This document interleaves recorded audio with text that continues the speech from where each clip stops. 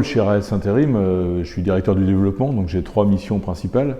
La première, c'est de manager et de gérer les 80 agences les plus au nord de la France, d'ouvrir des nouvelles agences dans ce même périmètre, et puis également de signer, de développer, d'animer des grands comptes, des gros clients nationaux. Voilà mes 3 missions principales, en faisant partie du comité de direction, bien évidemment. Ça nous a paru totalement naturel de sponsoriser l'émission, parce que ça correspondait parfaitement à une opération qu'on a lancée déjà depuis un petit moment qui s'appelle Agir au féminin, qui représente des formations spécifiques aux femmes pour former des conductrices, puisque aujourd'hui dans le domaine du transport, 5% seulement des conducteurs sont des conductrices. Donc il nous paraît évident en tant que leader de l'intérim transport en France de lancer l'impulsion et d'être moteur sur la mixité professionnelle, donc pour former plus de femmes dans ce métier.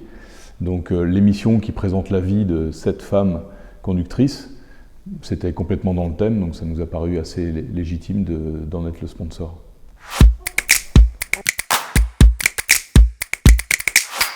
L'objectif pour RAS, c'est de montrer qu'il est vraiment acteur et qu'il envoie vraiment des signes sur une impulsion vers la formation et plus de mixité dans le transport. Tout ce qui va favoriser, je dirais, l'intégration et la mixité professionnelle dans le monde du transport, et notamment donc la formation des femmes, qui est plus de conductrices, va intéresser RAS assez naturellement.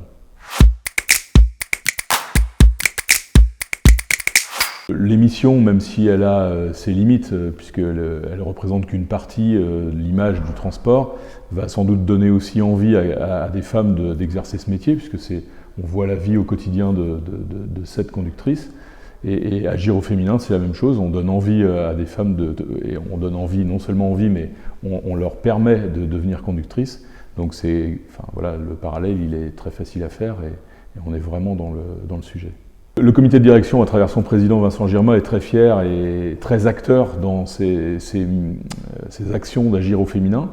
Mais évidemment, alors chaque agence peut ou pas s'inscrire dans cette voie-là. Donc aujourd'hui, on a Toulouse qui est terminé, on a Cholet qui est en cours, on a Angers, Longjumeau en région parisienne, Rouen qui sont en réflexion pour mener cette formation Agir au féminin, et après toutes les agences, plus ou moins, vont soit créer une action spécifique aux femmes, soit évidemment rester dans des formations très mixtes, puisque c'est la vocation à terme, c'est d'avoir des formations qui soient totalement mixtes.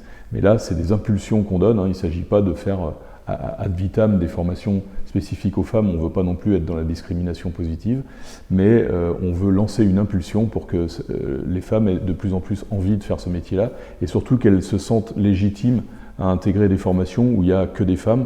Au départ, c'est moins difficile pour elles que d'intégrer en étant toute seule une formation qu'avec des hommes.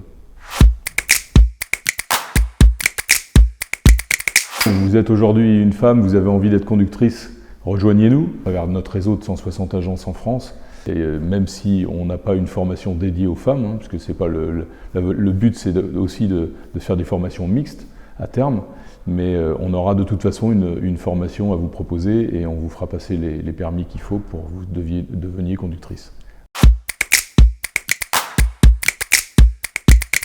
Évidemment, que ce soit Agir au féminin ou le sponsoring de cette émission Les Reines de la Route, on s'adresse beaucoup aux femmes, mais bien évidemment, aujourd'hui, 95% de nos conducteurs sont des hommes, et évidemment que on continue à s'adresser également aux hommes. Donc, messieurs, rejoignez-nous, vous êtes également les bienvenus, évidemment, dans nos agences.